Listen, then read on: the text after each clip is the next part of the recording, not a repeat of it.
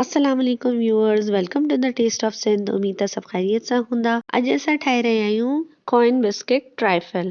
इन जे लाइ असां सभिनी खां पहिरीं 2 कप जेतिरो खीर खणी करे उनखे बॉइल थियण जे लाइ रखंदासीं ऐं गॾु में 3 चमचनि जेतिरी खंडु विझी वठंदासीं। 3 चमचा खंडु विझी इनखे थोरो स्टर कंदासीं ऐं पोइ बॉइल करण जे लाइ रखी छॾींदासीं।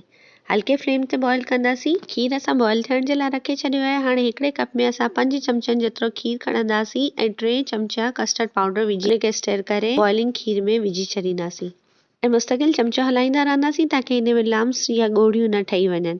कस्टर्ड असांजो रेडी थी वियो आहे। असां हुनखे साइड ते रखे छॾींदासीं थधो थियण जे लाइ। मां वनीला कस्टर्ड यूज़ कयो आहे, अवां कोई बि कस्टर्ड ठाहे सघो था। हाणे सर्विंग बाउल खणी करे उन में प्रिपेयर्ड कस्टर्ड थोरो 2-3 चमचा विझी वठो ऐं हाणे ही कॉइन बिस्किट्स आहिनि जेके बेकरी तां आराम सां मिली वेंदा आहिनि, उन सां असां इनखे डेकोरेट कंदासीं। जहिड़ी तरह सां बि तव्हां चाहियो तव्हां डेकोरेट करे सघो था। मां हिन तरीक़े सां बिस्किट्स रखिया आहिनि ऐं उन जे मथां असां केले खे स्लाइसिस में कटे रखियो हुयो, उहे विझी वरिता आहिनि। केले जे मथां वरी असां थोरो कस्टर्ड विझी वठंदासीं, कुझु चमचनि जेतिरो। ऐं हाणे थोरा सूफ रखंदासीं असां साइड में। एप्पल असां कटे करे रखियो हुयो। अगरि इन तरीक़े सां एप्पल कटण जी रेसिपी तव्हांखे खपे तव्हां मुंहिंजे चैनल ते ॾिसी सघो था।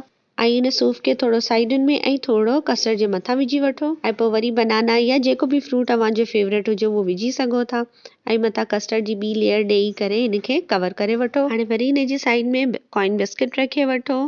कॉइन बिस्किट एग बिस्किट्स आहिनि, इलाही टेस्टी हूंदा आहिनि, ख़ाली खाइण में बि इलाही मज़ेदार लॻंदा आहिनि ऐं ट्राइफल सां गॾु त हिन जो टेस्ट अञा बि डबल थी वेंदो आहे। बिस्किट खे चूरो करे उहो कस्टर्ड जे मथां विझी वठो ऐं उन खां पोइ थोरा चॉकलेट चिप्स विझी वठो या स्प्रिंकल्स विझी वठो। बादाम पिस्ता कटे करे बि मथां विझी सघजनि था। वीडियो पसंदि आई हुजे त लाइक ऐं शेयर ज़रूरु कजो। चैनल ते नवां आहियो त चैनल खे सब्सक्राइब कजो ऐं पंहिंजो ऐं पंहिंजी फैमिली जो ख़्यालु रखिजो।